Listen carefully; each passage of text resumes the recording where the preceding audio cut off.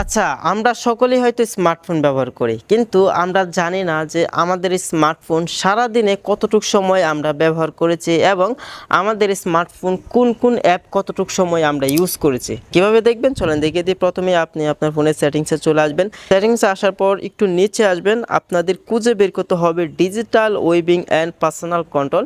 এটা কিন্তু আপনারা যদি না পান তাহলে একটু খুঁজে বের করবেন, অবশ্যই পেয়ে যাবেন। তারপর এখান থেকে এইখানে ক্লিক করবেন। ক্লিক করার পর আপনি দেখতে পারবেন আপনার ফোন আপনি দৈনিক সময় কতটুকু ব্যবহার করেছেন।